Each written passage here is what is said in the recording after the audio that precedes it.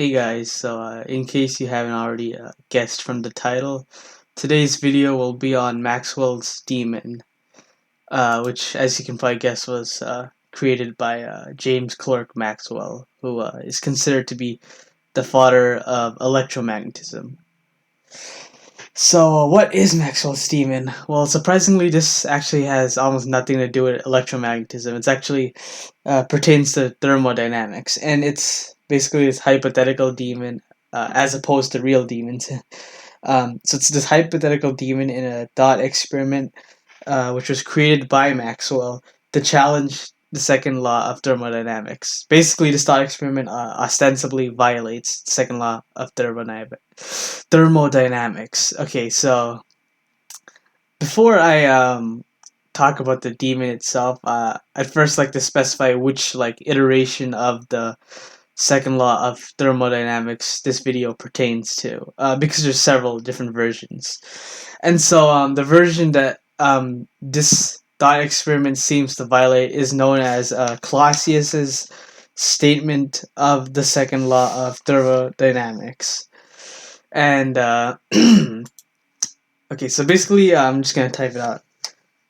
So Clausius's version or his statement of the second law of thermodynamics states, no process is possible whose sole result is the transfer of heat from a colder to a hotter body.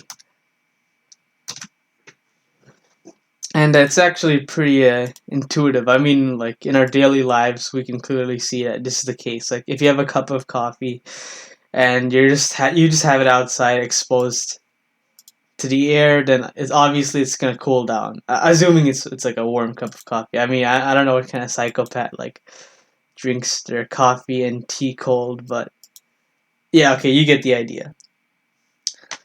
So basically, in other words, if nothing's intervening, oh wait, shoot, I mistyped hot. Okay, whatever. If there's no like external intervention or work being done, then naturally, heat should be transferred from hot to cold. Yeah, that's just the natural thing. So this is an example of what you would have to do if you wanted to like reverse heat flow. So a perfect example of this would be a refrigerator. So for a refrigerator, we essentially have a cool reservoir. I cannot spell today. Okay, a cool reservoir, and let's just say it's at some temperature T sub L. And then we have our engine for a refrigerator, which is what does work. And finally, we have our hot reservoir. Okay, so basically how, and let's say this is at temperature TH. So this is a hot reservoir, this is the cool reservoir of the refrigerator where like we store food. And if in case you're wondering where the hot reservoir is, it's actually like at the back of the fridge. Like if you feel the back of your fridge, it's gonna be pretty hot. So yeah, so heat actually flows the opposite of the natural direction. It flows from cold to hot. And the reason that refrigerators do not violate Clausius's version of the second law of thermodynamics is because the engine does work. And so by adding energy in the form of work, you're able to effectively reverse the natural direction of heat flow. And this doesn't violate it because so if we reread it, it says no process is possible whose sole result is the transfer of heat from a colder to a hotter body. But that's not the sole result because we're also doing work. We're also doing work in this process. On the other hand, if you had like a cup of hot coffee or something, and it's exposed to the air, then it's gonna get cool without any work being done because that's just the natural direction. So you don't need any kind of like external intervention. Okay, so now that we've explained Clausius's version of the second law of thermodynamics and how it's not violated in daily processes like refrigerators, let's talk about Maxwell's demon and how it seemingly violates the second law of thermodynamics. So, first of all, okay, let me just draw it out. Oh, wait. I'll use the pencil. And, okay.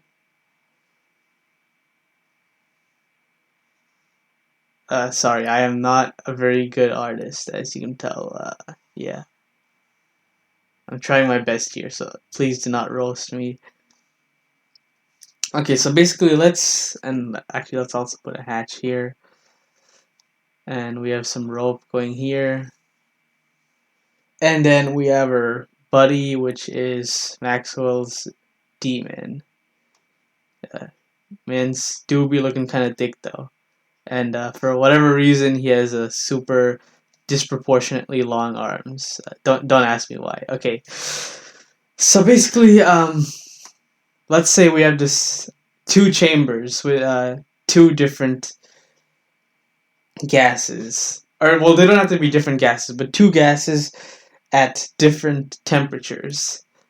And I'm going to just color code it so it's easier. So let's just say that this chamber here is the cool chamber. Not as in like cool as in like cool, but cool as in cold. So yeah, okay, you get the idea. So since it's cold, we know that temperature is like it's based on the average kinetic energy of the particles. So then that means that these particles have to have like very low speeds. So when I draw the arrows, I'm just going to draw them pretty short.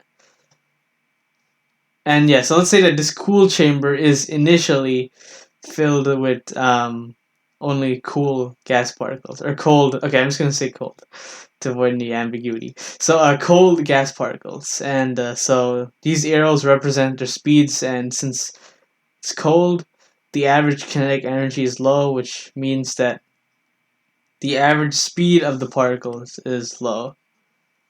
So V is low. And this bar just signifies average. And okay, I think that's enough. And so yeah, and for our next chamber, this one will have all the hot particles. I'll just call it the hot chamber. And obviously the average kinetic energy would have to be higher because that's basically what temperature is. So yeah, so we're going to draw longer arrows to signify that these travel faster.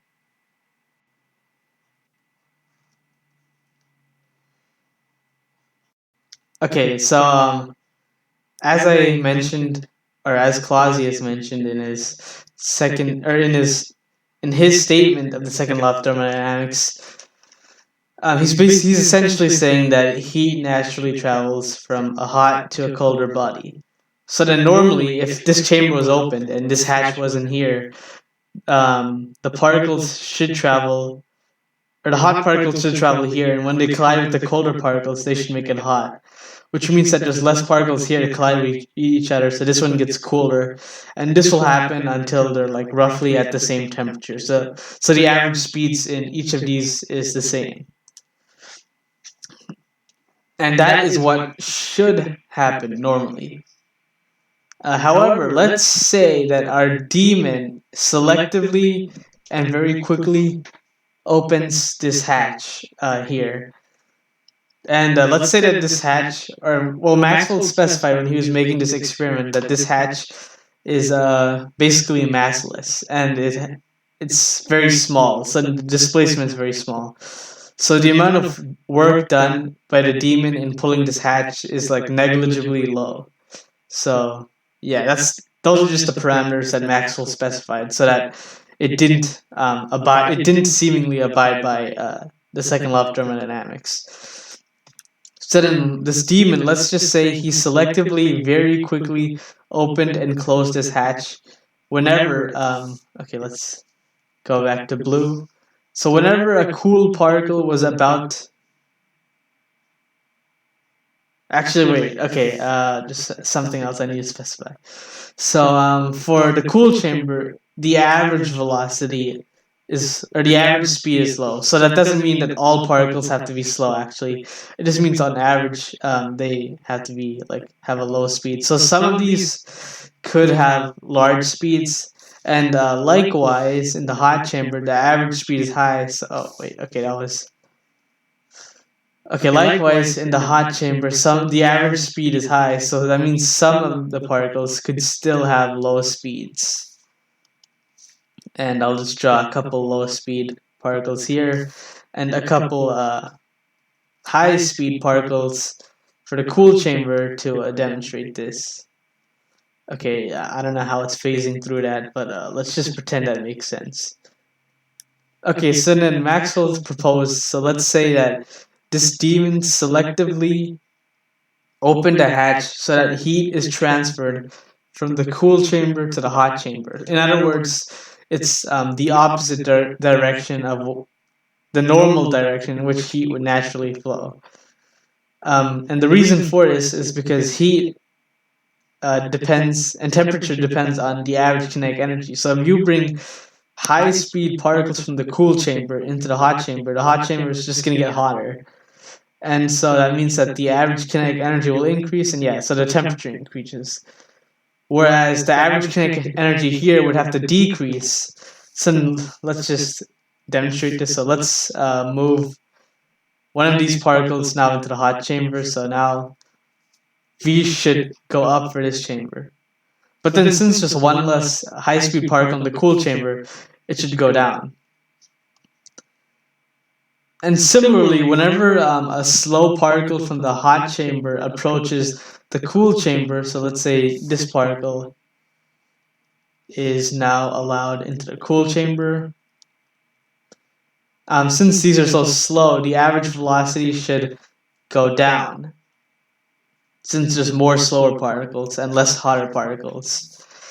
And so if Maxwell keeps on doing, or sorry, not Maxwell, if his demon keeps on doing this for a long period of time, we can see that there's a significant change in the temperatures of both chambers, but for some reason the cool chamber has gone colder, while the hot chamber has gone hotter, which obviously would violate Clausius's version. And the reason why it would violate it is, so for a refrigerator, it's not violating because work is done. But this demon, even though it's technically displacing this hatch slightly, Maxwell, as I said earlier, specified that the hatch was almost massless and that the displacements were super small. So the work is so low that we can say it's zero. Okay, so then how does this make sense? Like, how is it that this demon is able to violate the second law of thermodynamics? Like, how? And actually, people have proposed ways in which this would not violate the second law of thermodynamics. And one way is actually the demon's brain. So basically, in order to be able to selectively like open the hatch only when a slow particle from the hot chamber is about to go to the hatch, and if a fast particle from the cool chamber is about to go to the hatch, the demon would have to like be able to memorize the exact positions and speeds of every single particle, and there's probably millions of particles, even several orders of magnitude of particles in each chamber. And obviously that's a lot of work to do, like with your brain. Like you would have to have some sort of supercomputer for a brain, which is pretty impressive. And so it's argued that his brain actually does some work, and the work done for his brain is what allows the process of heat flow to be reversed, similar to a refrigerator. So the demon's brain can actually sort of be thought of as like the engine to a refrigerator. And so that is how one explanation for how this would actually not violate the second law of thermodynamics. And we can also look at it in terms of entropy. So, um, another way to state the second law of thermodynamics is that ds is always greater than or equal to 0. And what this means is that the entropy of the universe has a natural tendency to increase. It can never decrease. I mean, if you have a closed system, then the entropy could decrease, but then overall it would still have to increase. So the net entropy of the universe is always like greater than or equal to 0 in like, or the net change in entropy is always greater than or equal to 0 for every process. So going back to how entropy works, since entropy in the universe naturally increases, and since heat naturally transfers from a hot to a colder body, actually whenever heat does transfer from a hot to a colder body, the entropy increases. So then, if the process of heat flow was reversed without any work seemingly being done, then that would also violate the entropy version of the second law of thermodynamics, since the entropy would have to decrease. And so people have also argued that his brain would have to obviously, assuming he eats, which he would have to do to power his brain would be actually increasing the entropy of the universe more than this process would be decreasing the entropy of the universe. So then it would still like satisfy the entropy version of second law of thermodynamics. And this is because his brain converts like chemical potential energy in the form of food to heat, which would decrease entropy since heat is like a lower form of energy than chemical potential energy. And so, as we can see, this explanation of how his brain does work and how his brain increases entropy, like explains why this thought experiment would not violate the second law of thermodynamics. But it's still a very interesting thought experiment nonetheless. And so that is it for Maxwell's demon, and I hope you found this video interesting. And yeah, peace, I guess.